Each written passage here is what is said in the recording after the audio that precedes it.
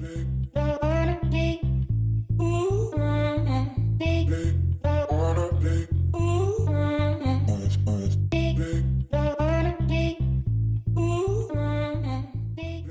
everyone. Oh my god, I'm out of breath.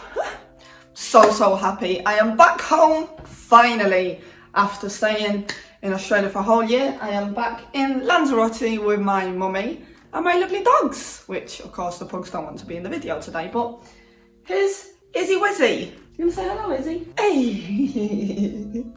Say hello. Muy bien, Isla. Gorda. Alright guys, so in today's video what we are going to see are some of the essential qualities teachers should have. I did a survey and this is what people think. First, I'm going to take you down to my office.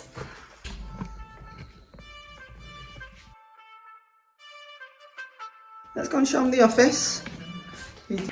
There's Roxy and Lolly. Hello girly wellies. Go downstairs.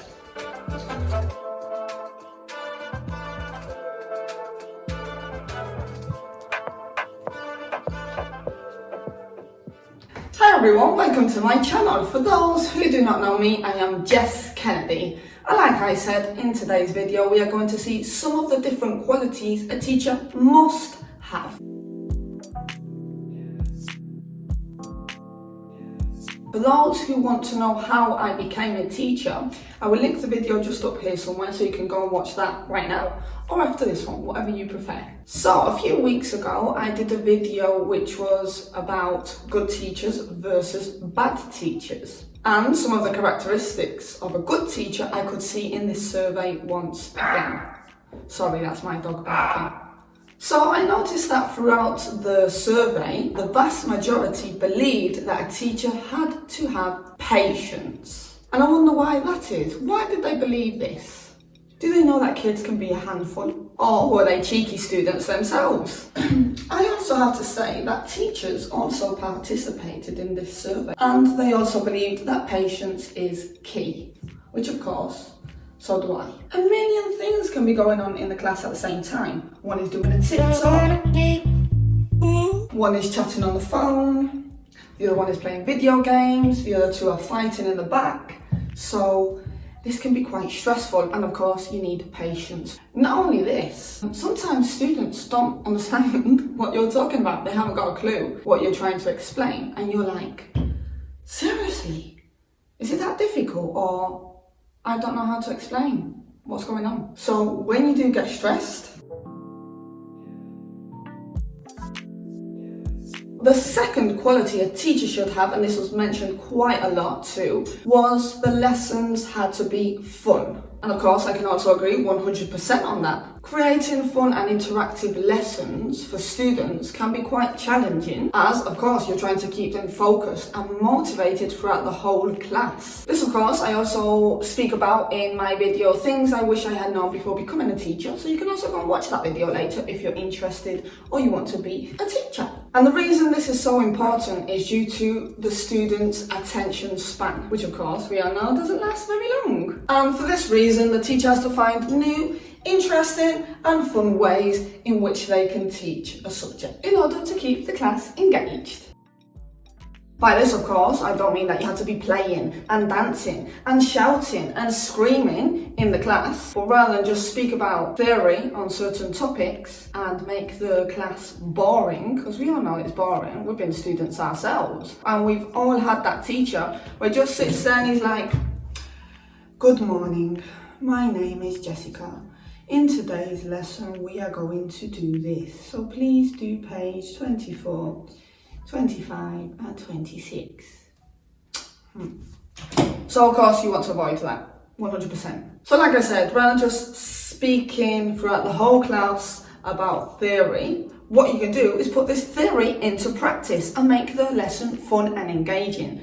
This way it makes it a lot easier for the students to actually understand what you are talking about. For example, adverbs of manner. So instead of just saying, adverbs of manner describe how and in what way the action of the verb is carried out. Blah, blah, blah, blah, blah, blah. They're gonna be like, no idea what you're talking about. Of course, we've got to try and make it as easy as possible for them to understand and be able to follow the class. So instead of doing this, for example, you could have maybe 2 baskets, okay? In one of them, you have actions, you have verbs, and the other one, you have these adverbs of manner. For example, in the verb basket, I play basketball, I write letters, I eat spaghetti, okay? So that would be in the verb basket. And then we'd have the other basket in which we would have, like I said, the adverbs of manner. For example, beautifully, incredibly, happily, etc. So they would grab 1 paper out of the verb basket and 1 paper out of the adverb basket and put them together.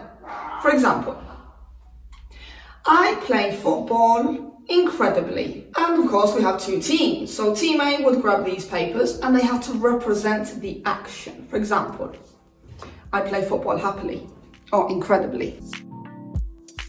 So they of course would have to guess, all right, what is going on here? Clearly the person is playing football, but how are they playing football?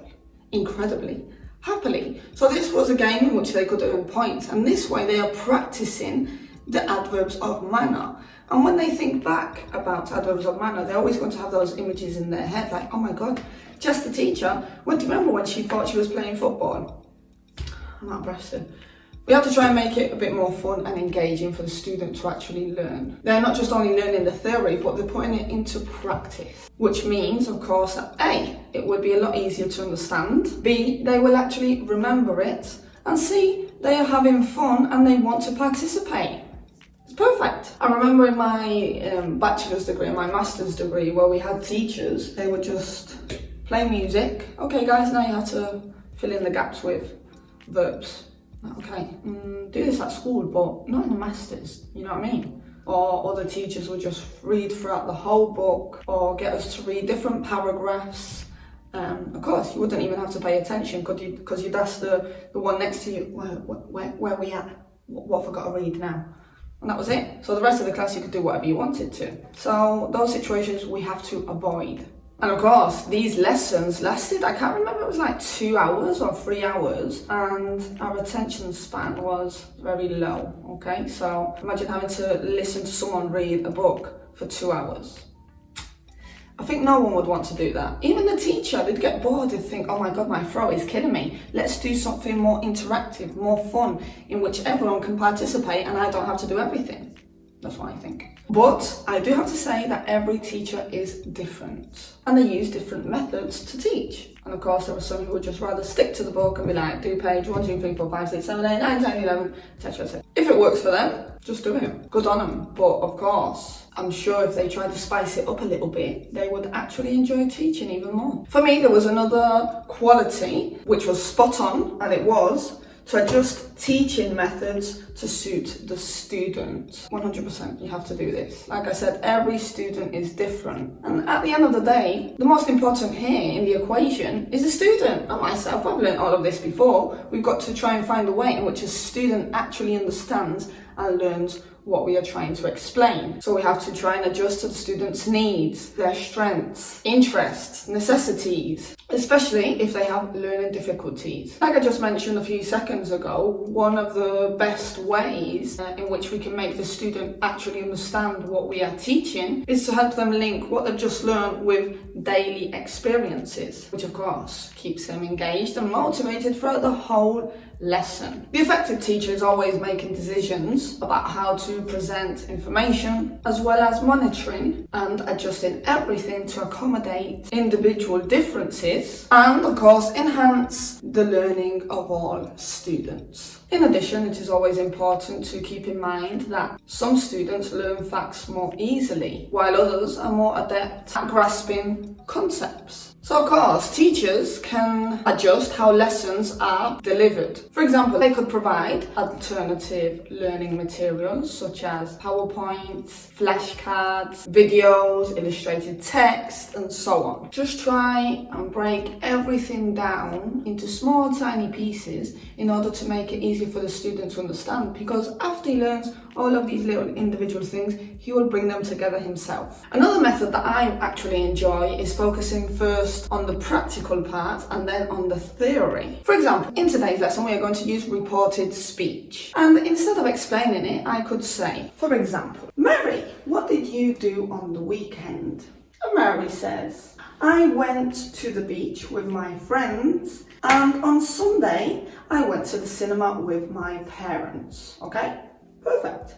So I asked Pepito, what did Maria say? Was it Maria? Yeah, I think so. And Pepito will say, Maria said that she had gone to the cinema with her parents and she had gone to the beach on Sunday. I can't remember exactly if those are the words that I said, but you get the idea, yeah? So we would write this on the blackboard, whiteboard, of course. I went to the beach. Okay, I went to the beach. This is what Maria said. And then Pepito said, Maria said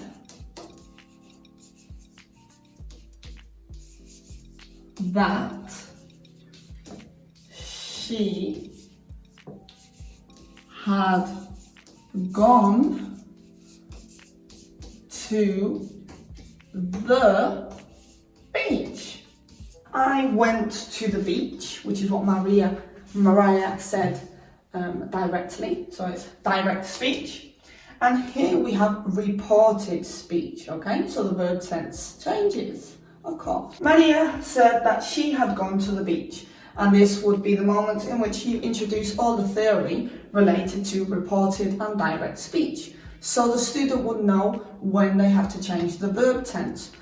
Also, you'll have to change the personal pronoun, possessive pronoun. For example, Maria says, I went to the beach with my parents.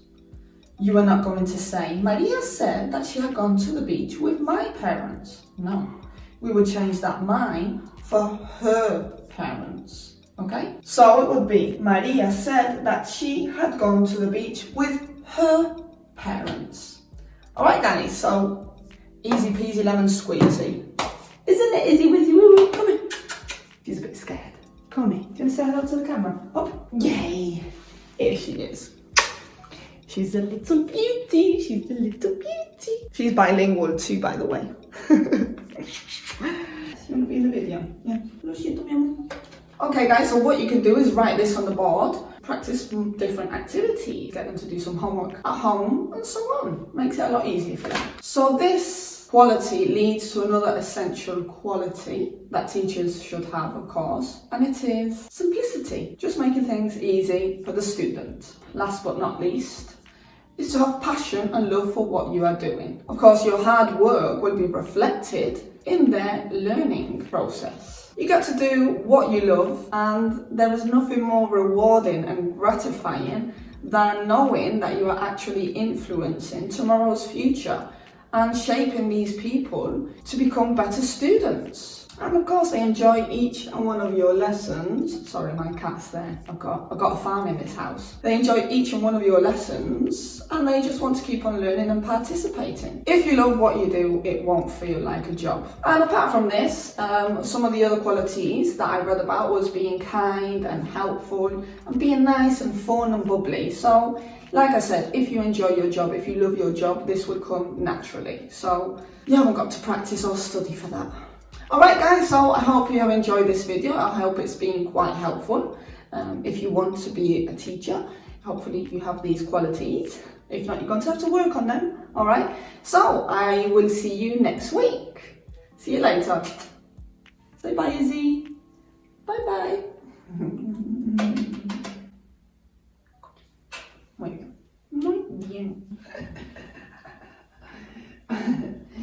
I'm a ninja. Is that you on there? Why have you got lipstick on your face? Why have you got lipstick? Here's Coco now, the cat. Is that Coco? Hey, is she Coco?